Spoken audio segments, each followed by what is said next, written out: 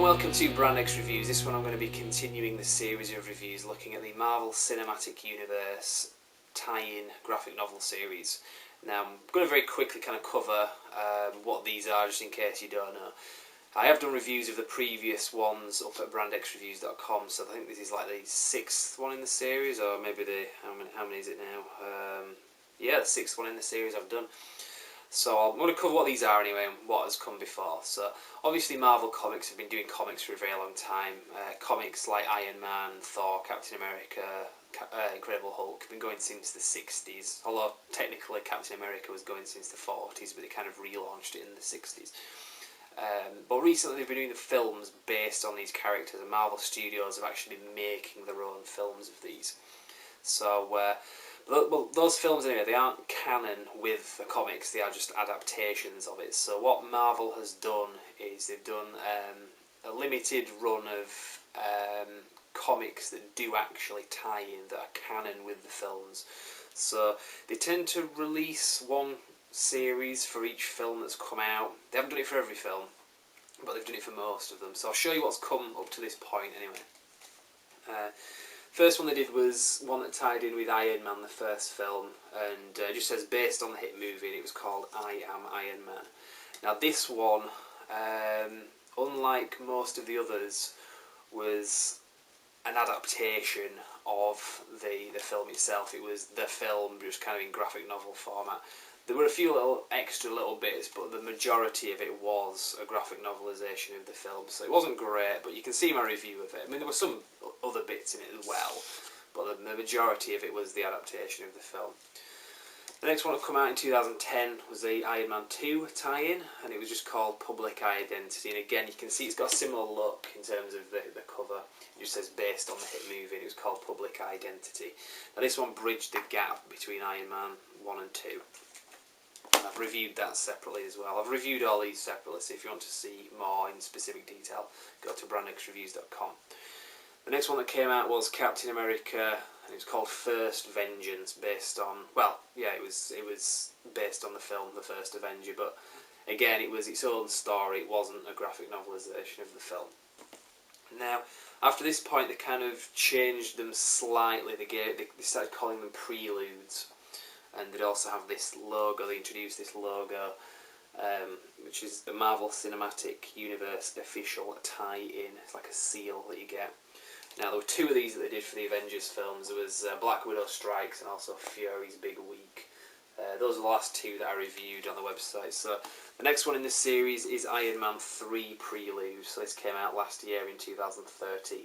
There's a couple of other ones that came after this, pretty much for each film now. They're doing them individually. There's Thor the Dark World, and there's also a Captain America the Winter Soldier one, which has come out in the last couple of weeks.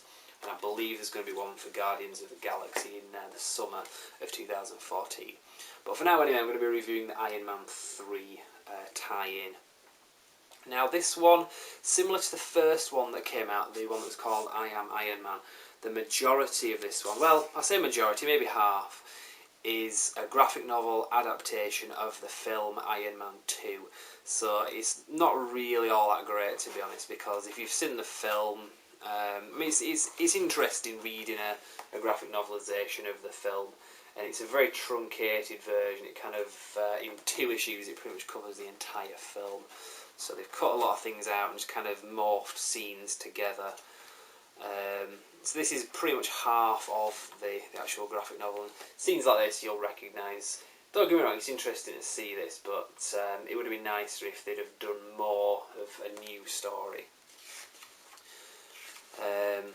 So there is one bit in this actually, before I kind of skip through the whole thing entirely. There is a scene that shows Iron Man letting his friend James Rhodes, that becomes War Machine, he lets him use the suit, which was Mark II. That was the suit that he later stole in the film, but this scene wasn't actually in the film. I don't know if it was something that was scripted but just never filmed or whatever, but it's included here anyway, so you get to see James Rhodes kind of test flying the Mark II suit with Tony Stark's permission. So that's all there is, just 2 pages, that's the only extra bit. Everything else is from the film, pretty much.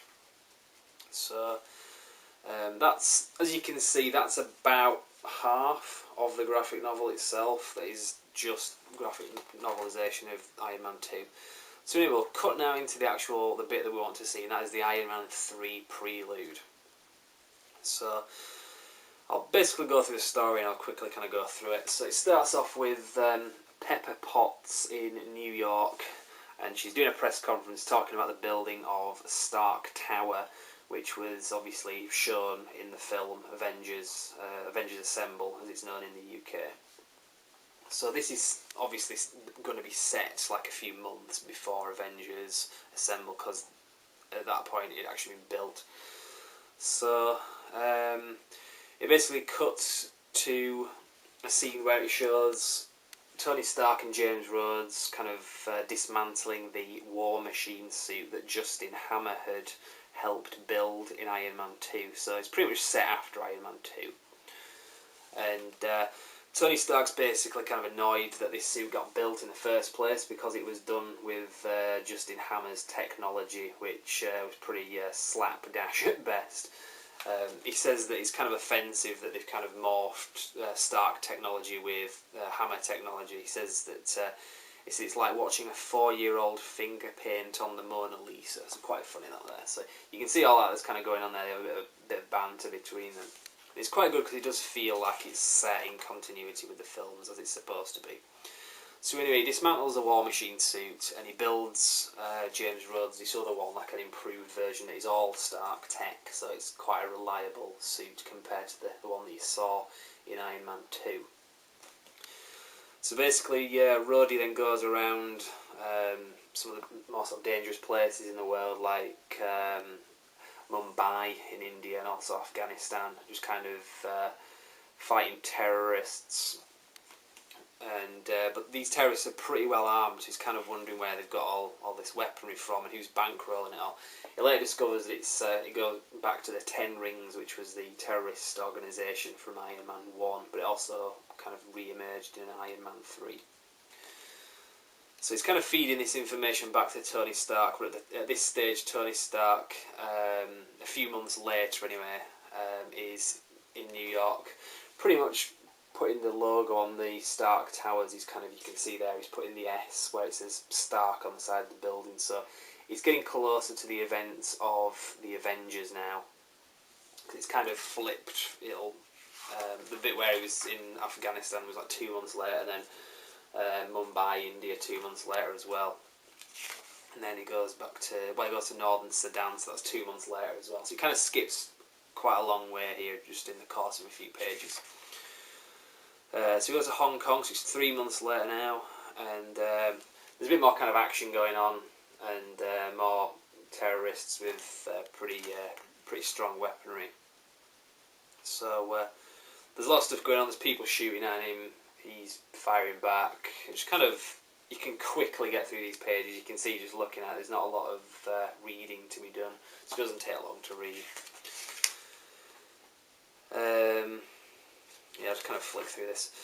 So it kind of cuts to, he's talking to Tony Stark. He kind of gets in touch with Tony Stark over the his communication device that he's got in his suit. But Tony Stark says, sorry, I can't really help you out at the moment, I'm a little bit busy. And it shows Tony Stark in New York battling the Chitauri. So at this point he is caught up with the events of Avengers Assemble. It's pretty good as well, because there were a lot of questions asked. Where was War Machine when the events of the Avengers Assemble took place? Well, this kind of explains this is what he was doing. He was in Hong Kong battling terrorists and stuff. So he quickly realises when he's battling these guys over there that it's a trap, and there's a machine that's kind of attacking him. It's a bit like a kind of it's like a drone basically, and it's got some pretty heavy artillery on it, and it's blasting the hell out of War Machine. War Machine realises this thing's got like a nuclear warhead in it, so if he kind of blows it up, there'll be quite a bit of fallout from that. So he has to kind of bring it down basically, but not blow it up. This thing has also got what's called the ex-wife missile, which was seen in Iron Man 2.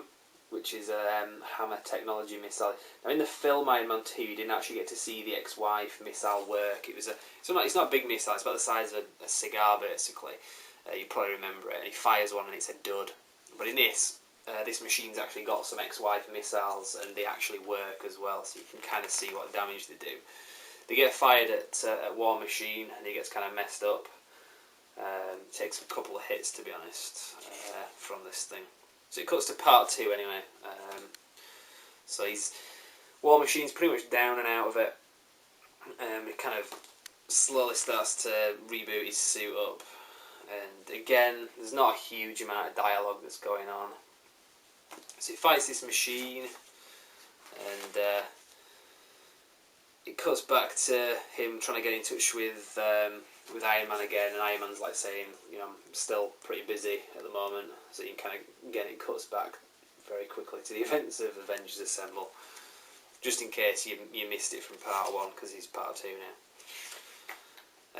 He gets another ex-wife missile fired at him, kind of does him some damage. There's not a lot of dialogue, so it doesn't take long to get through. Anyway, War Machine kind of makes this giant hole in the ground and pretty much tries to bury this machine that's blasting the hell out of him. And yeah, he realises it's got a bomb on it anyway, so he kind of picks it up and throws it into the sea, and it blows up. So, generic kind of Iron Man action as you would expect, but this time it's War Machine that you get to see doing all the action. Anyway, he flies back to New York because he knew that there was a situation going on there now that he's kind of finished doing what he's doing. So when he gets there, it's one of those giant Chitauri warships that's crashed. So he's like, whoa, what the hell's been going on here, kind of thing. So he finds out where Iron Man is, and he kind of says, you know, where the hell am I, kind of thing. And he goes into some restaurant, and there's all the Avengers around the table. It was the shawarma restaurant that you saw in the post-credit scene from Avengers Assemble. So it's kind of a little jokey bit there. It's pretty cool. Pretty much wrapping the story up anyway. It cuts back to Tony Stark's home in Malibu now, and Pepper Potts has moved in with him. So it's really catching up to the events of Iron Man 3 now.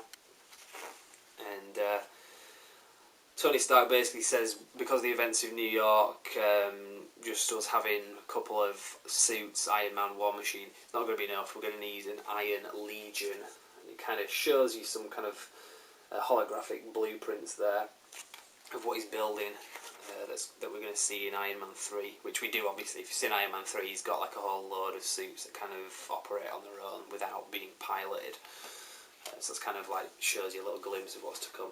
Then on the last page, he just kind of has some guy going in and talking to the Mandarin, basically saying sorry, we've kind of cocked up a bit, and kind of misleading that because he's talking to the Mandarin, and of course from the film Iron Man 3 you expect the Mandarin to be the Mandarin. Well, the Mandarin was actually the character played by Guy Pearce.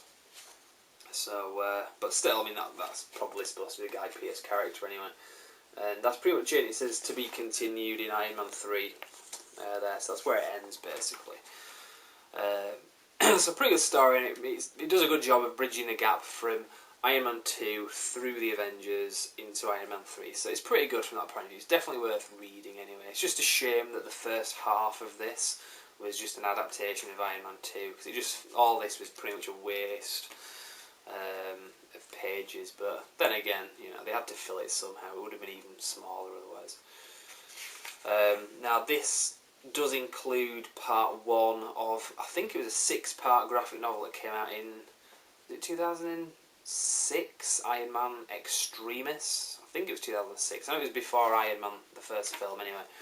And it was a 6-part, so this has kind of got just the first part of the Extremis graphic novel as well. So that's not in continuity with the film, it was just what the film was kind of based on. But if you hadn't read that, you kind of get like a sample, you know, just the first part of it here, so that probably prompt you to want to buy the full thing, Extremis. It is a good graphic novel, I would recommend it, but you only get the first part in this, like I say, it's just kind of a look at it.